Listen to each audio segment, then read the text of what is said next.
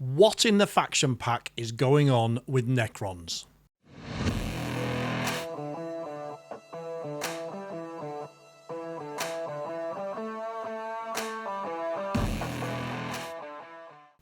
The very first faction pack for Necrons in 11th edition has landed, but it has sparked huge debate in the Angry Old Robots community. I'm here to help you unpack it and to work out what it all means. Well, maybe. In this video, we'll look at key rules changes and the major confusion around one of them. Detachment points allocations, we're all down for DP now. 3 new detachments, along with their rules, enhancements, upgrades and stratagems. And then also some tasty potential detachment combos. Let's start with the key rules changes. First up, Obeisance Phalanx gets a nerf. Well, actually, technically 2 nerfs. First of all, its detachment rule now only works with Lich Guard, Noble or Triarch keyword units. And secondly, the Territorial Obsession strat now only works on Lich Guard or Triarch units. This is probably fair enough. It's kind of crept under the radar outside of the tournament scene, but a few players have really worked out how to play Obeisance Phalanx competitively, and it's doing very well on StatCheck, so this is to just try and rein it in a little bit on that scene. Secondly, the Doom Scythe gets the standard aircraft treatment for 11th edition. So its move and its OC values are now dash, meaning they are effectively 0 and can never be modified. As far as I can see, aircraft are basically now just going to deep strike in and out of games, which should hopefully make them a bit easier to manage. They were an additional mental load in 10th that you didn't really need, and that was one of the reasons why we didn't see them a lot. So hopefully this means more flying croissants on the table. Speaking of which, the Night Scythe is no longer an aircraft. Again, in keeping with what we've seen for other factions, it is now basically just a flying transport. Its movement changes to 14 inches and it gains the hover keyword. It can still deep strike turn 1 and a unit can disembark and re-embark from it in the same turn. But it is still made of tinfoil and will still die if an enemy unit just farts in its general direction. Another interesting one here is all our Cryptex, apart from Illuminor Xerath, gain the new support keyword. So this includes the Chronomancer, Geomancer, Orican the Diviner, the Plasmancer, the Psychomancer, and the Technomancer. Now, don't panic, they pretty much still work as they did in 10th edition. So you can still attach them to units and they can provide buffs to those units. The main change is that you can no longer run them as solo pieces. So, for example, the Geomancer hanging out on your home objective, giving that deep strike denial bubble, that can't happen anymore unless she's attached to a unit. And the Psychomancer running around dishing out battle shock tests like candy, living his best life, that also can't happen anymore unless it's attached to a unit. And now let's get to the big controversial one, reanimation. At the heart of this issue is a discussion about whether the new core rules will apply to Necrons as they are written. Now, according to the core rules released last week, a character can now revive models from its bodyguard unit, even if that bodyguard unit has been eliminated. This would mean, for example, that a Technomancer could bring back Wraiths even if all of its Wraiths had been removed from play. However, some people have interpreted the FAQ in our faction pack to say that this new rule does not apply to Necrons. There's an awful lot of discussion about this. I've done a couple of shorts about this, and they're also available as reels on my TikTok and Instagram, so go and check them out. Essentially, it's caused a lot of debate because it's an old FAQ that has been transposed onto our new faction pack.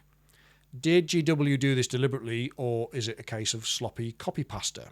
My belief is that it doesn't really matter. I think if Necrons are allowed to use the rules as written for 11th around reviving models, that we will be broken. We'll be absolutely OP, so I don't think that is going to happen. What I think is likely to happen is GW is going to clarify this rule and give us some restrictions around reanimation, probably on day 1, which is June the 20th, when 11th edition officially goes live. There will be a big rules dump then, there'll be a Munitorum field manual for points, there'll be an FAQ, there'll be a balanced data slate, etc. I expect. If, by some miracle, it doesn't happen on day 1, enjoy it while it lasts because they will catch up with us eventually. Next up is detachment point allocations. Warhammer community has published the list of our detachment points, or DP for short, along with force dispositions. Don't panic about force dispositions at the moment if it seems confusing. I'll be doing a video about that to clarify it as soon as I can, but fundamentally it relates to the new mission deck. So all you need to do for now is believe in the heart of the cards and it will all come clear later on. So back to detachment points. For 2,000 point games you get 3 DP to spend. You can either blow your load on one super strong detachment, or you can combine weaker ones to create something spicy. Now for 1k games you only get 2 DP, meaning the strongest detachments are excluded for you. I think this is a deliberate ploy by Games Workshop. What they want to do is get that 1,000 point games community up to 2,000 points, because then you all have to go out and buy more plastic crack. I do not think this is accidental. So we've got 3 new detachments that all have a 1 DP cost, and we're going to go through those in detail later. For 2 DP, we've got Annihilation Legion, Cryptek Conclave, Cursed Legion, Hypercrypt Legion, Obeisance Phalanx, and Pantheon of Woe. On the 3 DP side, we've got Star Shatter Arsenal, Canoptek Court, and Awakened Dynasty. Again, if you're a bit pissed off about those allocations, don't panic. My expectation is that DP will be dynamic. What I mean by that is that Games Workshop will use it as a lever for balance in the game. So if a detachment is too strong, they will increase its DP cost, and on reverse of that is if it's not performing very well, they will reduce the DP accordingly. Looking at those new detachments, let's start with Hand of the Dynasty, which as I said is 1 DP. This one is all about battle line units, so it's Immortals and Necron Warriors. It has the Dynasty keyword, meaning it can't be combined with another detachment that has that same keyword. I'd expect this is to be so we can't combo it with Awakened Dynasty, but more on that later. The detachment rule is Hypermotility Protocols. Good job I've got my teeth in today. What this means is battle line units gain assault on their guns, which is pretty good, and battle line units can advance and still do actions, and that is great. There are 2 enhancements, but actually they're both upgrades, which means you put them on units rather than characters. The first one is Lush. It's called Enlivened Sentinels, and it gives a Warriors unit Scout 5. The second one is also pretty cool. It's called Tools of Dominion and gives an Immortals unit Rapid Fire 1. Stratagem-wise, we've got 3 here.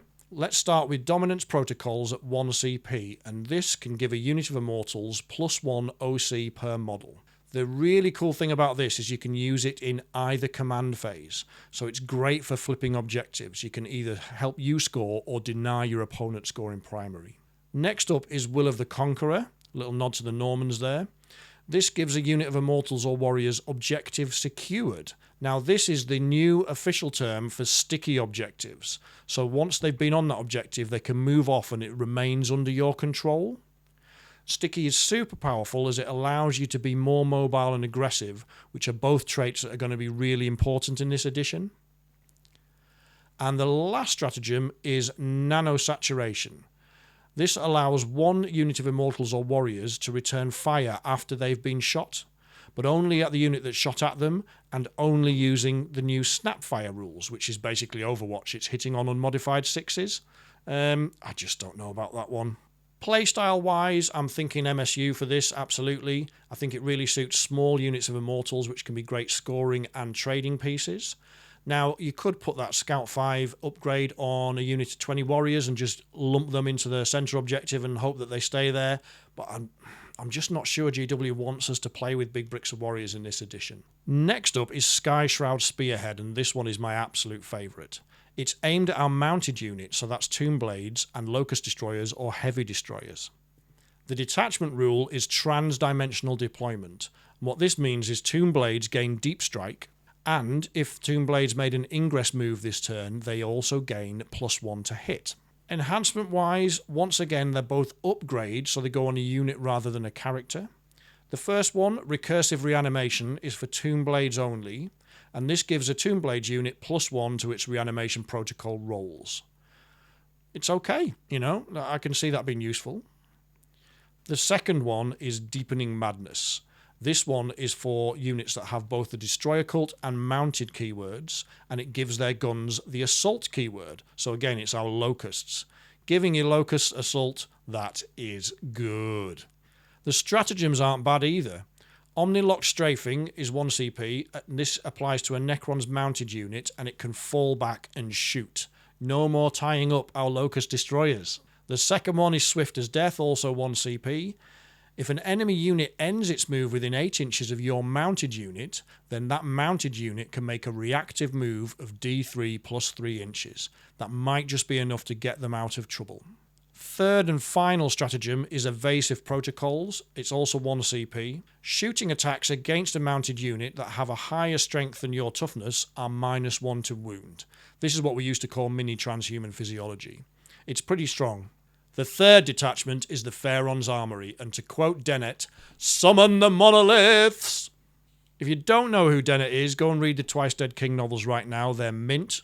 Anyway, back to this detachment. The detachment rule is Empowered Engines. Friendly Necrons units with both the Titanic and Fly keywords gain +6 to their movement. So this is all about monoliths, Tesseract vaults, and if you're one of the 3 people in the world to actually own one, it's also about the obelisk. Also note, this detachment has the Hypercrypt keyword, which I'm guessing will prevent us taking this with Hypercrypt Legion for obvious reasons. Your monoliths would just be OP. For enhancements, we've got one of each this time, an enhancement and an upgrade. The enhancement is called Pre-Locational Optimizer. If the bearer's unit was set up using a monolith's Eternity Gate this turn, its shooting attacks during this shooting phase can gain either lethal hits or sustained hits 1. Now that's very situational, and hopefully its points cost will reflect that, but it will be pretty cool when it comes off. The upgrade is Mortality Shroud. This gives an obelisk an 8-inch aura that forces enemy units to take a battle shock test if those units are below a starting strength. Again, great for the handful of folk who own an obelisk, but it ain't going to persuade me to buy one, yet. The 3 stratagems are pretty interesting. The first one is called Subsurface Quantum Weave at 1 CP, and this is basically Armour of Contempt. So you choose one enemy unit that's attacking you, and that enemy unit's attacks are -1 AP, and that applies to when they're targeting a Titanic Fly unit. So again, it's those 3 big ones. The second strat is Particle Pulse for 1 CP. This gives an enemy unit within 12 inches of a Titanic Fly unit +3 detection range. So this is fundamentally shining a spotlight on enemy units so that it makes it easier for your other units to target them. The third one is Cosmic Storm for 1 CP. This gives a Tesseract Vault or Obelisk +1 AP on its Tesla Sphere shooting attacks. Not bad. And if those new detachments are getting your juices flowing and you want to buy some more Necrons, then please consider buying them from Loaded Dice. Loaded Dice is an award-winning UK gaming store, and it offers great discounts on 40k and all your wider hobby needs. Use my discount code Warhammer5 for an extra 5% off. Please use the affiliate link in the pinned comment, as it really supports the channel. Thanks to all of you who are already doing this. And if you're watching this outside of the UK, if you've got a good local independent gaming store that would like to hook me up with an affiliate link, I would love to hear from them. Please make it happen. So now we've gone through the rules, let's look at a couple of potential detachment combos. First up, there is a lot of these. If my maths is right, we have about 19 different detachment combos available to us at the start of 11th edition. That's pretty awesome. Now this is because any one of the 3 new 1 DP detachments can combine with any one of the 6 existing 2 DP detachments. But there are 2 exceptions that we've just mentioned before. So that gives us 16 combos, and then you can run 2 of the 3 new 1DP detachments together, or all 3 if you're really feeling it. That said, here are a couple of combos that are top of my list to try, but let me know what yours are in the comments. The first one I've called Prepare to Get Mounted. This one combines Cursed Legion, which is 2 DP, with the new Skyshroud Spearhead, which is 1 DP. And my focus here is on Locust Destroyers and Locust Heavy Destroyers. Here are the basic synergies. Cursed Legion gives their weapons +2 strength, so strength 7 on standard Locusts, strength 8 on the Gatling Heavies, and strength 16 on the anti-tank Gauss Destructor. On top of that, the Mark of the Necrosaur enhancement in Cursed Legion gives a Destroyer Cult unit +1 to hit. Alternatively, the Murder Mind enhancement in Cursed Legion means one unit can be led by a Cryptek and gains +3 movement. I think a Chronomancer for -1 to hit can work really well here.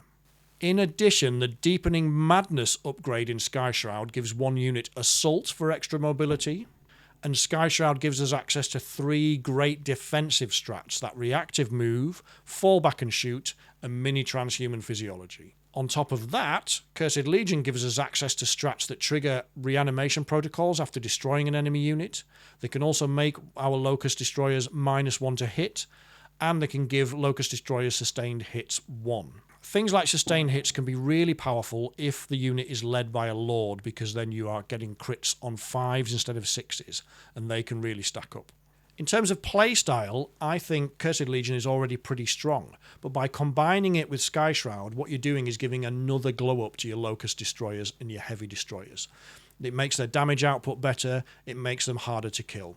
Because of the focus on Tomb Blades in Skyshroud, you could also use little 3-man units of Tomb Blades to kind of bait out your opponent and then go and shoot them with your Locusts or smash them with your Scorpex. The second wombo combo I've called Infantricide, and this is an infantry-focused one. It combines Cryptek Conclave for 2 DP with the new Hand of the Dynasty detachment for 1 DP to make some real infantry Death Stars. Cryptek Conclave gives us loads of tools in the box, so units led by Crypteks can gain access to buffs like Ignores Cover, Anti-Infantry 3+, or Anti-Mounted 4+, and there's a strat for Anti-Monster or Anti-Vehicle 5+. Pair that with Dynasty's rules giving battle line units assault and the ability to do actions even after they've advanced, and you have some incredible versatility. I still think it needs additional punch for dealing with vehicles and monsters, but a good way to do that is always add a Catan or 2 into your lists. In terms of playstyle, I think this suits the direction GW wants us to head in. My instincts are telling me that GW wants us to play MSU in 11th edition, and this really leans into that. But, as always, let me know what you think in the comments. All that's left for me to do is say a huge thank you to my Patreons. We've had quite a few new Patreons joining in the past couple of weeks. Thank you so much for supporting the channel. If any of the rest of you would like to do the same, we start from as little as I think it's about £3 or £4 per month. It's not very expensive. It's kept that low to make it accessible for you guys, because even that little amount of money makes a big difference to an indie creator like me. It enables me to keep the lights on and keep making content like this. So that's a wrap on the new faction pack and the new detachments and a couple of new combos. Really interested to know your thoughts. As always, I'll try to reply to all of your comments as they come in, so I'll see you in the comments section.